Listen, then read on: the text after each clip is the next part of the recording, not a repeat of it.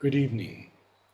Today is the 18th day of March 2017, and we are going to take up another subject. The explorations will continue in October on my return. So tonight you were thinking of Night. night. Yes, Because we have been reading on the descent into night, yes. and I think it's good to say a little bit in advance what this night is, so that we know where we are going and why Ashwapati is exploring it to start with.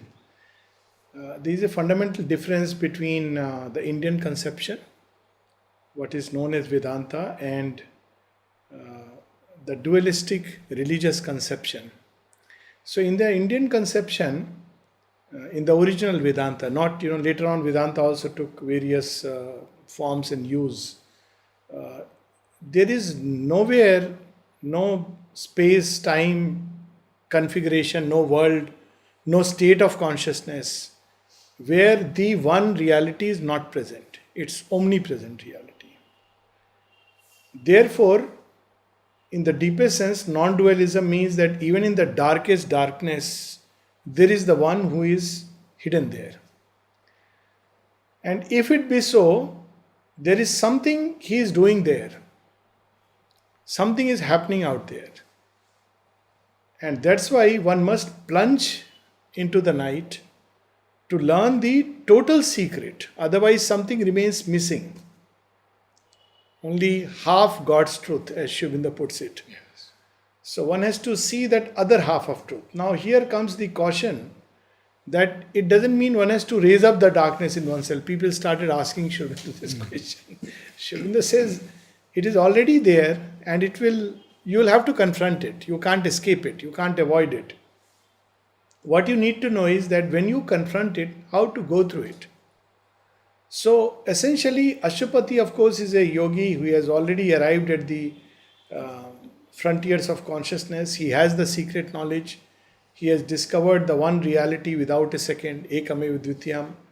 And therefore, he can take the plunge into night, which is very different from most human beings, let me put it like that, to be fair, who are already in the night and laboring in the night. So the difference is when a conscious being takes a plunge and he is conscious of the light, he is conscious of the one and enters into the night. Whereas another who is in the night, eats night, sleeps night, and whose very stuff of being is still, composed of night, he has to emerge into the light. So this is the big difference. He has to seek the light. He has to seek the light. So this is the basic background. And we see night being referred to at various places in Savitri. After all, it's a journey from night to light, if you want to put it like that. And another thing that, usage of words, as Jagdish Bhai was mentioning, see, these words in Savitri, they are not words with dictionary meanings. And they are states of consciousness. You have done so much work on that, so you're aware. They are states of consciousness which are being described. So if you go into dictionary, typically night is, well, we all encounter night and day. Now this is a very obvious word, where night is not just that night, but a night when you can say absence of light, you can say it's a state when you fall back upon yourself, you can say it is a state of self-oblivion, you can say it is a state of sleep. So many things. The same night can be total unconsciousness, can be understood in various ways from a purely psychological state of consciousness. Then Aurobindo has used the word N, capital and small n. So capital N, night, is of course the night that pulls back, that resists. And small n is also used, but in a different sense. For instance, there is a passage in Finding of the Soul, which starts with, at first she stepped into a night of God. So this night of God is a different night. It's a state when the divine takes away from us all that we hold on to, all our props, all that we cling to, our own mental analysis and its power, our pride of being someone or something, our, every part, we are almost like a helpless babe. And I have just come across that again last night in the Om choir. okay, An absolute supernatural darkness. darkness falls on man sometimes when he draws near to God. Yes. An hour comes when fail all nature's means, forced out from the protecting ignorance and flung back on his naked primal need, he at length must cast from him his surface soul and be the ungarbed entity within. Beautiful. So that is and that's why when we look at it from a psychological or a spiritual occult standpoint, crisis serves this tremendous purpose of bringing out the best within us. What really is crisis? When all that we hold on to, which supports us normally in life from external, relations and friends and people whom we know, to our own inner resources, a time comes when they all are taken away. I mean, what else is death? If you look at it like this, you may be highly educated, you may have a card full of degrees, you may have a coffer full of gold coins, but you can't bribe death. She'll still come. And what really helps there is if you know yourself, which is indestructible. So all crisis is a way towards a greater liberation. And Aurobindo uses a line phrase in Savitri, digging a tunnel through emergency. Yes. So it's a shortcut. It's a shortcut to heaven's gates. We'll see that. So this is the whole night. And so Ashapati must descend there and know its secret. And only then he can give it to others. Otherwise, we have all the explanations.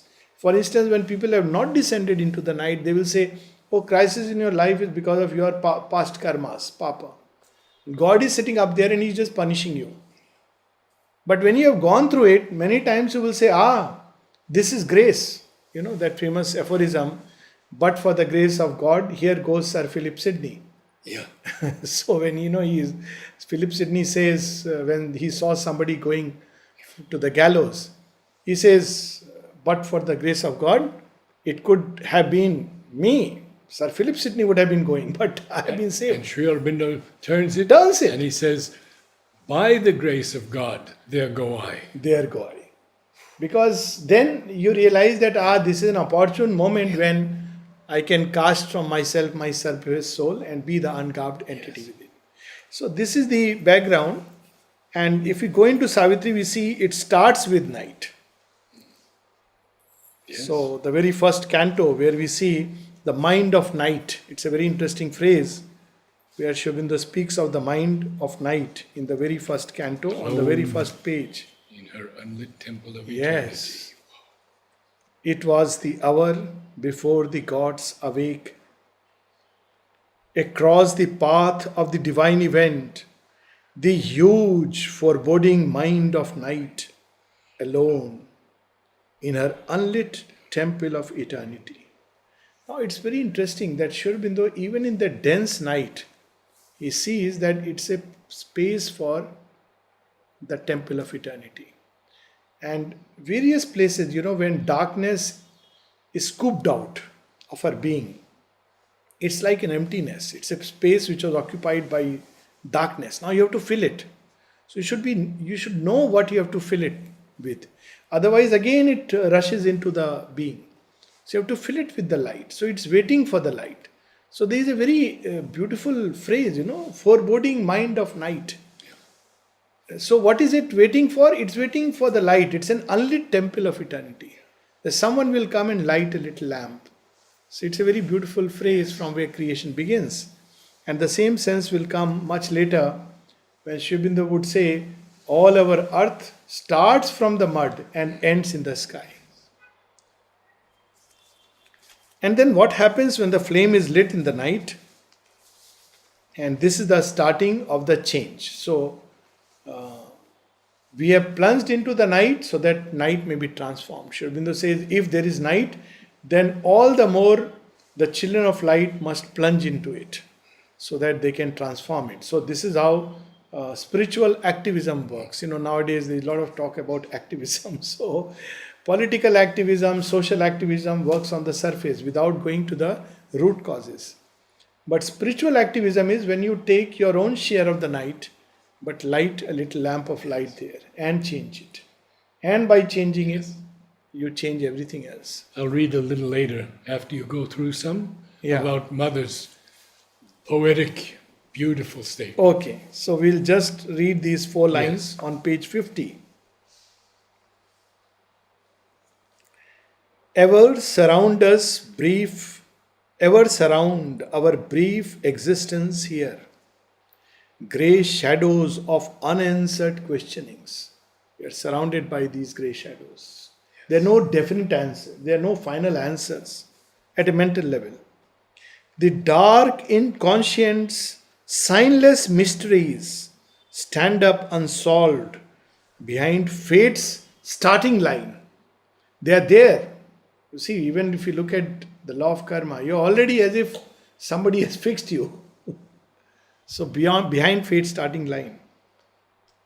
An aspiration in the night's profound, seed of a perishing body and half-lit mind, uplifts its lonely tongue of conscious fire towards an undying light forever lost. Only it hears, sole echo of its call, the dim reply in man's unknowing heart, and meets, not understanding why it came, or for what reason is the suffering here, God's sanction to the paradox of life.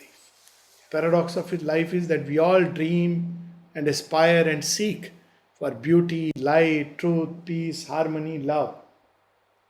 But we are compelled to gravitate and end up doing things which will create just the very opposite. So, why does God sanction this? What is this riddle of birth in time? Our life is a paradox. Our life with is a God paradox. for key. And again, this sense comes.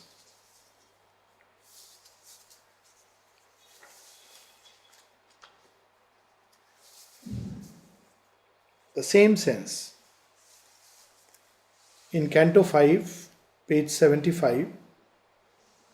Now, but here this sense comes when Ashwapati has entered and he has seen and understood why there is this sanction. Because this is the biggest problem, that why the divine has sanctioned the night, the darkness.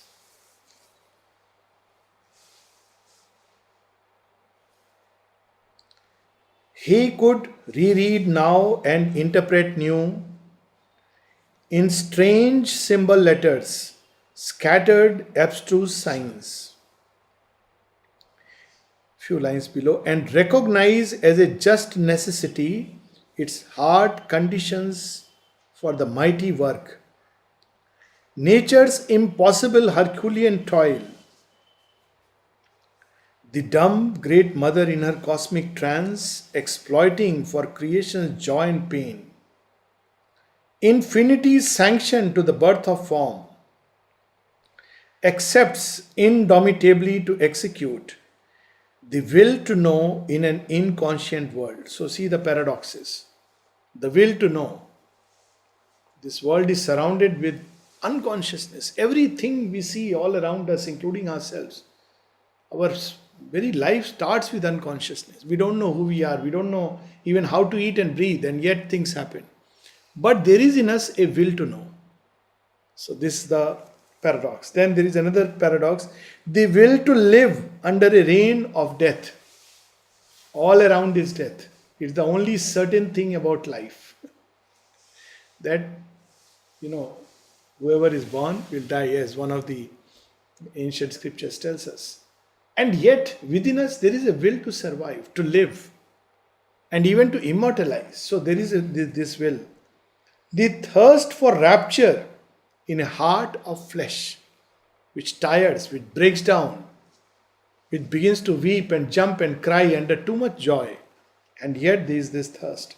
And works out through the appearance of a soul by a miraculous birth in plasma and gas, the mystery of God's covenant with the night.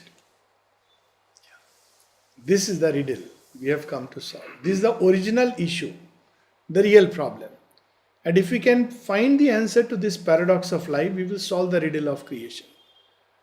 But as long as we are simply doing things on the surface, we'll just move through one illusion to another illusion. But perhaps they are necessary at some stage in our life.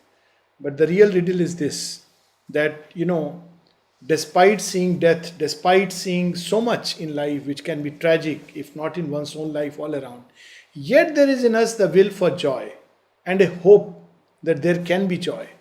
So, this is something very amazing about human nature. Then Aurobindo also promises that yes, of course, so shall it be. And this is very beautiful. We all know these lines, but what shall be one day? We have plunged into this night. Page 55. Thus will the mass transcendent mount his throne. So this, of course, we all know, everyday lesson of life. The night is darkest before the dawn. So a time, as long as we are holding on to various props, we are not really ready for the absolute. And Mother, I was reading the other day in Agenda, she says, all the rules, all the laws they have made. And when I tell them, no, there is no rule, there is no law, they think I have gone crazy. She says, they will give me another rule when I say this. No, Mother, it has to be like that. She says in the context of karma, it can be dissolved. You don't have to accept it. They tell her, no, Mother, our scripture says so. She says, but I am not here to follow the rules, I have come here to change them. There are indeed no rules. So, this going through the night, it lights up the aspiration. And then in that state, when we really are in a state of stark helplessness, that's when we learn that, well, none of these rules and laws can save us. What can save us is the eternal truth within, which is beyond all this. So we see this same sense when darkness is deepest and even the last lamp called reason goes away. Then what happens? In matter shall be lit the spirit's glow. In body and body kindle the sacred birth. Night shall awake to the anthem of the stars. The days become a happy pilgrim march. Our will a force of the eternal's power. And that's why we have to go through all this, so that the innate strength within us can come out. And hence we have to go through the utter compression of the darkness. See, it's so strange if you look at our scriptures. Before Krishna comes, Kansa comes. Before Rama comes, Ravana comes. Now what do? These guys prepare the earth, paradoxically. So they come, and because of them there is a tremendous aspiration in the earth. And everybody is waiting. And then when Krishna comes, they are ready for the game. And imagine if Krishna came in the beginning, before Kansa and before Rama came. Nobody would even listen.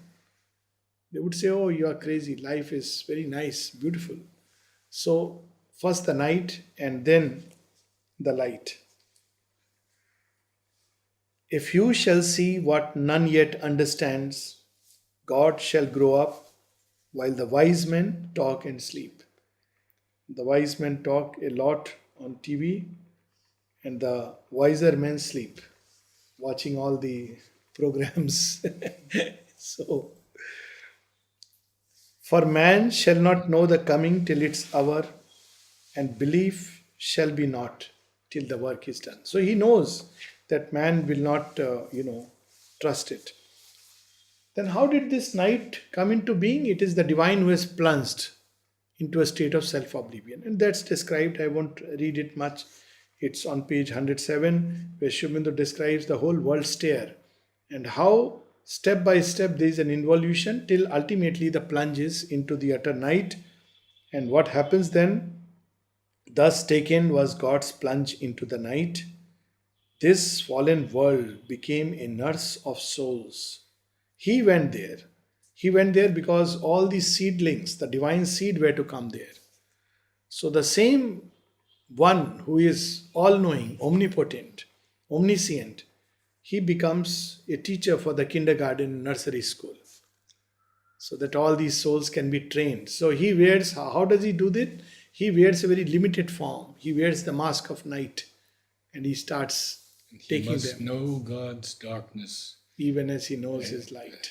Yes. And then these two passages which I really wanted to read. This was the background.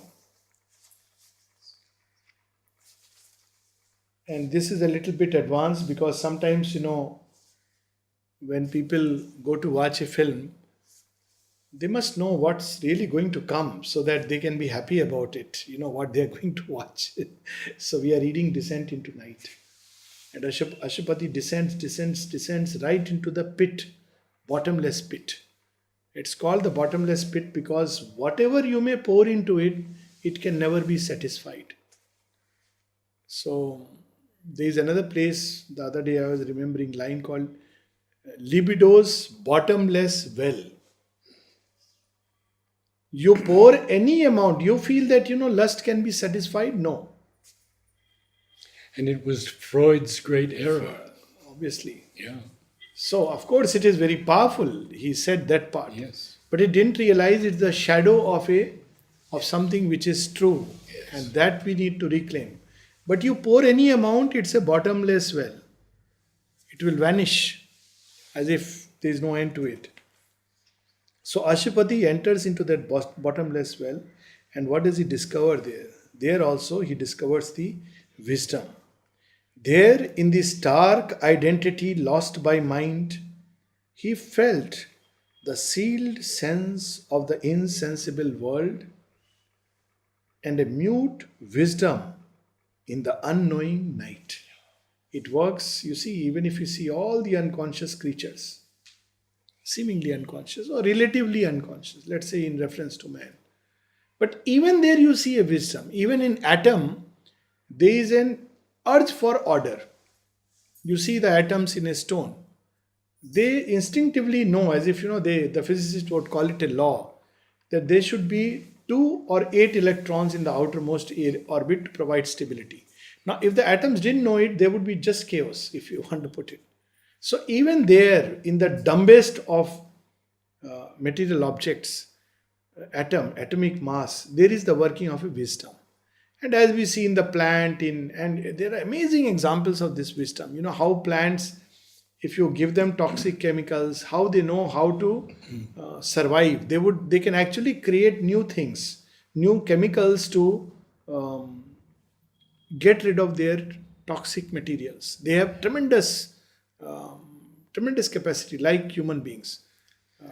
Pushpa told us a story of mother going to Cuddalore to make new furniture for Sri Aurobindo's room.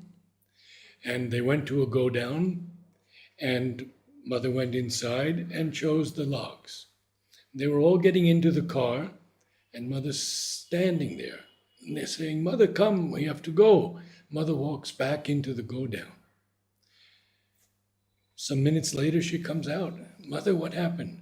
Mother said, "There was a log in there, and it was asking me, please take me for Sri Aurobindo's furniture." You know that when she went to the sugarcane factory, and she saw the sugar canes were being crushed, and abruptly, they are very alive and healthy, and as they go through the machine, they are being crushed. And where they are being crushed, suddenly there is a tremendous vital force which is being released. And it's all chaotic because, it's unharnessed. And she was concerned about it, that it can create accidents because it's an energy which has been released. It's also chaotic. So we don't realize sometimes as human beings that, everything is conscious. There are beds, by the way, here which have been made of the wood which has been seen by the mother, incidentally. Yes. So, there is even vegetables. They are so conscious.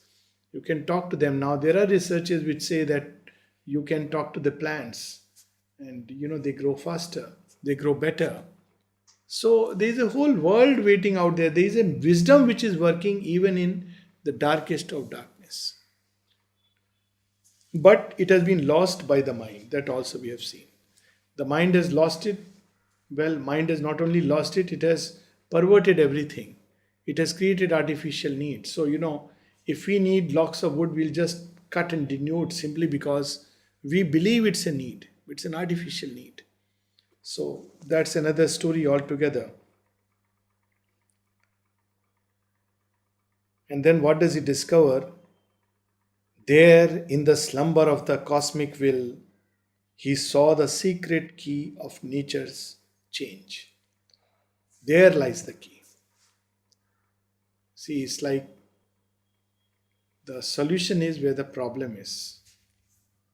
So, in this game of hide and seek, the divine also dropped the key where we are going to face the problem on earth. It's not elsewhere, it's not in heaven, it's not in some other place. But we face the difficulty and the challenge here, and the key is here. So Ashupati discovers the key. And what does he discover then? A light was with him, an invisible hand was laid upon the error and the pain, till it became a quivering ecstasy. The shock of sweetness of an arm's embrace. Now, this Aurobindo in one of his aphorisms says very interestingly that there is in fact no error. It's a very long commentary of the mother. These lines are very beautiful and I connect with them on many levels. The shock of sweetness of an arm's embrace. Now, I don't know, it's an experience which nobody should, or maybe everybody should go through. I don't know, depends on how you look at it. When you have nothing and no one, it's a wonderful time because you can truly invoke the divine. And then when you experience that closeness, it is so intimate, so sweet that you wish that you should always remain in that state. And you wonder how, you couldn't have experienced it if all the cords were not cut. And you had plunged into that state where there is nothing else except you with the darkness. Because then you can suddenly experience that he comes and holds us. Otherwise, even when he's there, we are so busy with this, that, everybody. So we have so many other hands to hold and support us. So the joy that Ashupati experiences when he felt the shock of sweetness of an arm's embrace. It reminds me of the story of Draupadi. It's a very fascinating story. Some people say it's not in the original Mahabharata. Doesn't matter. Original is not important. But the sense is very beautiful and Aurobindo speaks about it. Look at how the poet has conjured that scene where Draupadi becomes so helpless before everyone. All the great men of that time, Drona and Bhishma and Karna, each one capable of decimating a whole army, and her own 5 husbands, and the great king. Nobody comes to help her while she is being disrobed. And then she calls Krishna. What joy she must have experienced. What ecstasy. I still remember watching that scene and I had just tears dropping out of my eyes because, of that scene where she keeps saying Krishna, Krishna, Krishna. Now, the interesting part is, of course, Draupadi asks much later, why didn't you come straight away when I called you? Why did you take so much time for Dusashan to drag me and start disrobing me? So he said, very simple. When Dusashan came, you kept telling him that, you are so-and-so's daughter. When you were dragged into the court, you felt, Arjuna and Bhima will kill you. You people are crazy to do this. And then when they had lost the game, you trusted Bhishma and Dronacharya. And then when you started calling me, you were all lost. So you thought of me somewhere else, high up in Vaikuntha or some. It's when you were desperate that then you called, O thou who residest in my own heart. And I came. As simple as that. So it's a very beautiful story that how in that state of abject helplessness we are closest to the divine. It's very unfortunate that human beings call it tragedy. Whereas this is the real moment, you know, our God moment, as they say. And then what does he see? He saw in night the eternal's shadowy veil. So even in utter darkness is nothing but a veil. Aurobindo says that in one of his aphorisms, that at first, when there would be an error, he would feel bad and, sense of shame. It's an aphorism he has written, exactly. And obviously, aphorisms are meant to give us a mental shock to bring out a deeper truth. He says, but later on, I realized it's none else but Krishna. So when he would get up, he would say, "Ah, my friend, you are at your tricks again." And then it left him forever. But as long as he was thinking that it's all these conceptions where you are important and you think play between virtue and vice, they don't go. But the day you discover it's none else but Krishna teasing you, the divine teasing you, then he has, he knows you have discovered him. So he can't play those tricks again. So he saw in night the eternal's shadowy veil, knew death for a cellar of the house of life. In destruction felt creation's hasty pace. Kali changes a whole yuga by her footsteps. Creation's hasty pace. Knew loss as the prize of a celestial gain. If you want to get this much, lose this much. If you want to get more, lose more. If you want to get the all, lose all. Otherwise, there will be no space. So, renunciation is for a greater delight. That's why the Ishopanishad says, Ten Tyakten Bunjita. And hell as a shortcut to heaven's gates. This is a lovely line. So, every time you see, that's why India is the shortcut to heaven. So, all the roads, bumpy roads, you go through them. Remember that this is a practice in equanimity. This is for endurance. This is a shortcut straight away. Leading. Actually, all the roads will lead you to some shrine of God or the other. So say thank you. Thank you. It is wonderful. Actually, I really feel now, this joke apart, I really feel India is a huge country which has been designed for yoga. And I mean, jokes about it to Russians who came and some other Russians. Well, all the same. And they went across and they said, well, we didn't believe in grace, but now we believe after having gone through India. I said, how come? He said, what a traffic, what a chaos, everything. And yet, everything, people survive. They are happy at the end of the day. Nothing much happens. There has to be grace operating. Otherwise, actually, if you look at the traffic in real time from somewhere above, you'll be shocked. I have seen some of the images. Then you see, how many people, because there is nothing which is streamlined. Everybody is flowing and melting into each other, escaping by whiskers. And then you wonder, actually the accident rate is much less than what it could be. And yet you feel it's impossible not to have 1,000 accidents a day. Yeah. So, you can actually see grace. I've actually watched one such video taken from a CCTV footage of, actually on a road intersection. And you just wonder, oh my God, is this going to... And oh my God, and nothing happens. It's just by whiskers.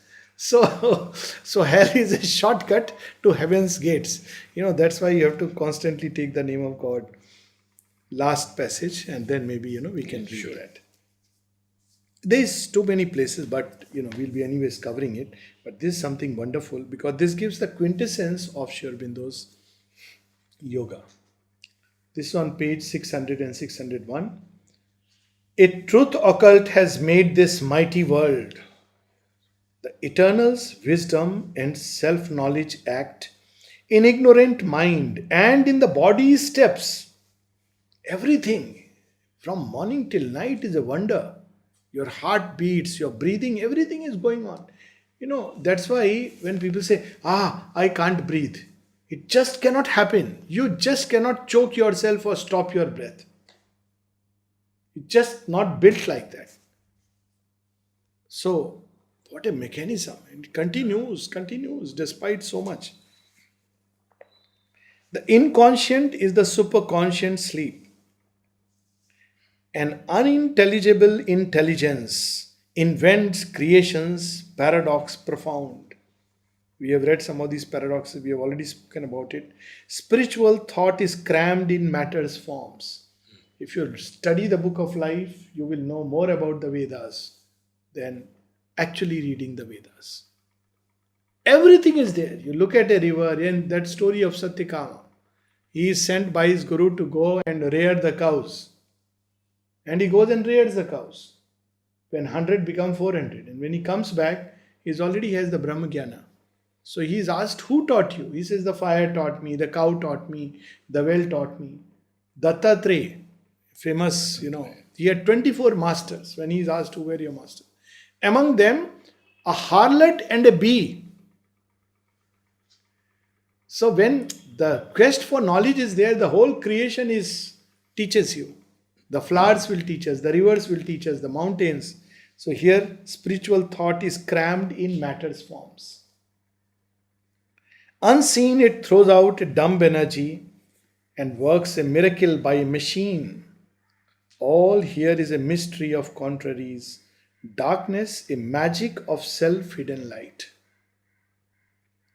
Suffering, and that's why we are attracted to it, because there is a light hidden there. Suffering, some secret raptures, tragic mask.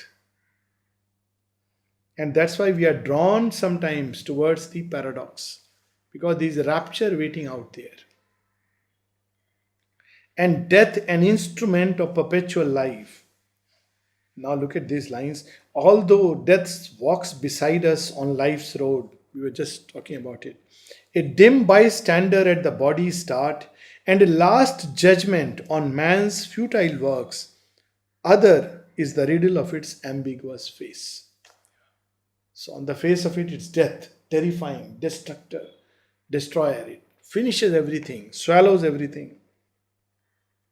Death is a stair, a door, a stumbling stride.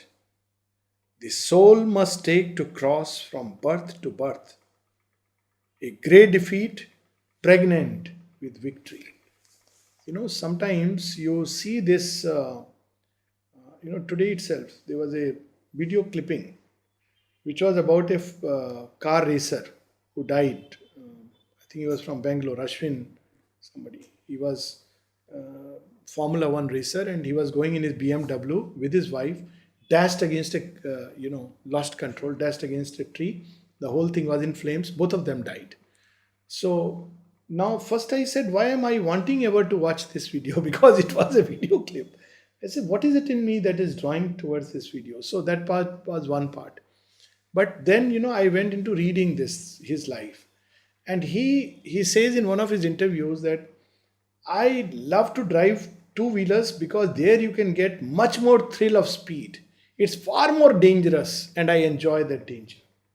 It's almost like there was a life meant for this experience of extreme danger and going through it and done with it. Well, the soul is immortal. It can take all kinds of stride. A whip to lash us towards our deathless state.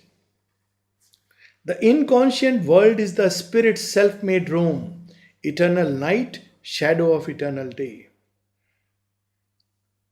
There is no night. The sun never sets. The earth turns its face away from the sun.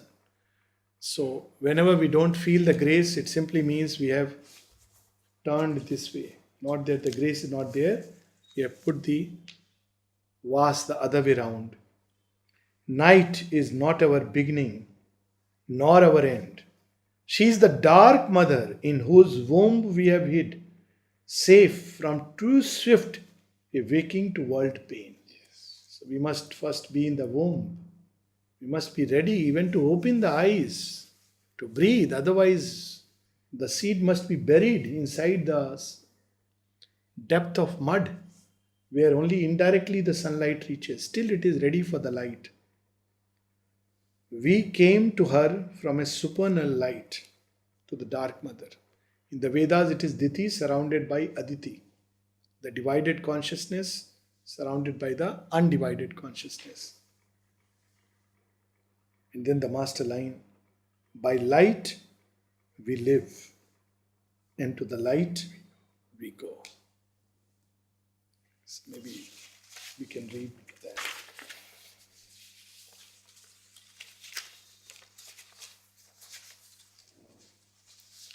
I'll read two things. The first, from the Supreme Discovery.